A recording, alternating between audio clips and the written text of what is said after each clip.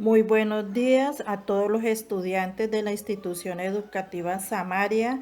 Reciban un cordial saludo de parte de los docentes del área de matemáticas. Les habla la docente Blanca Rodríguez. Voy a explicarles los temas que utilizarán para desarrollar la primera guía del tercer periodo para el grado séptimo. Gráfica de líneas o diagrama lineal. Se compone de una serie de datos representados por puntos unidos por segmentos lineales. Mediante este gráfico se puede comprobar rápidamente el cambio de tendencia de los datos. El diagrama lineal se puede utilizar con variables cuantitativas. Las variables cuantitativas son aquellas variables estadísticas que otorgan como resultado un valor numérico, por ejemplo, variables tales como el peso y la altura. Diagrama de barra. El diagrama de barra o gráfico de barra es un gráfico que se utiliza para representar datos de las variables cualitativas o discretas. Está formado por barras rectangulares cuya altura es proporcional a la frecuencia de cada uno de los valores de las variables. Las principales características del diagrama de barras son: primera, en el eje abscisa se colocan las cualidades de las variables si la variable es cualitativa o los valores de dicha variable si es discreta. Segunda, en el eje de las ordenadas se colocan las barras proporcionales a la frecuencia relativa o absoluta del dato. Tercera, las barras pueden ser horizontales o verticales según si los valores de la variable se reflejan en el eje horizontal o vertical. Cuarta, todas las barras deben tener el mismo ancho y no deben superponerse las unas con las otras. Las gráficas circulares son de gran utilidad para interpretar datos. Su construcción se basa en que una circunferencia tiene 360 grados. Para construir la gráfica se hallan los porcentajes respectivos de los datos y luego se determina el número de grados que corresponde a cada porcentaje. Se traza la gráfica y se rotula o nombra cada sector. Por último, se da título a la gráfica. Con ejemplos similares voy a explicar cómo pueden desarrollar cada punto de la guía. En este caso, si le pregunto a 40 personas cuál es su color favorito y las respuestas fueron las siguientes. Vamos a representar los datos en una tabla. Como pueden observar, rosado 7, amarillo 11, azul 5, verde 15, rojo 2, con un total de 40 personas encuestadas. Para elaborar el diagrama de barra tenemos dos rectas, el eje horizontal y el eje vertical. En el eje horizontal se presentan 5 categorías, que son los colores rosado, amarillo, azul, verde, rojo. En el eje vertical se presenta la cantidad de personas encuestadas por preferencia de color. La moda es el valor que mayor frecuencia absoluta tiene en un estudio estadístico, o sea, el que se repite más. Ejemplo, en la tabla se registraron los datos de una encuesta realizada a 54 personas. La pregunta fue, ¿cuál es tu mascota favorita? Si observamos la tabla, vemos que el dato perro es la moda, ya que es el valor con mayor frecuencia.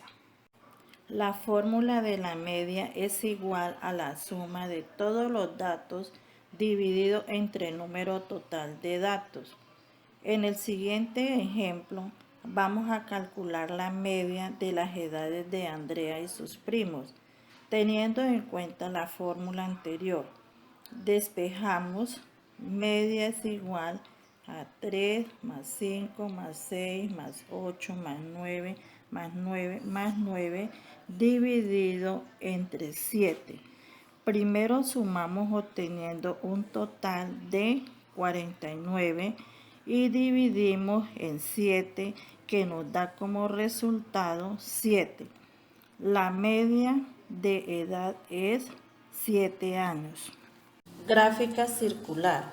Ejemplo, se hace una encuesta de cuánto tiempo pasa la gente en Internet. Les voy a explicar cómo realizar la gráfica circular. Las categorías son de 0 a 1 hora, de 1 a 3 horas, de 3 a 5 horas, más de 5 horas. Se tiene 4 categorías. De la primera categoría 9 personas, de la segunda categoría 23 personas, de la tercera categoría 12 personas, de la cuarta categoría 6 personas. Es decir, si se suma la cantidad de personas son 50 personas. A partir de la tabla original se recomienda construir otras 3 columnas a la derecha.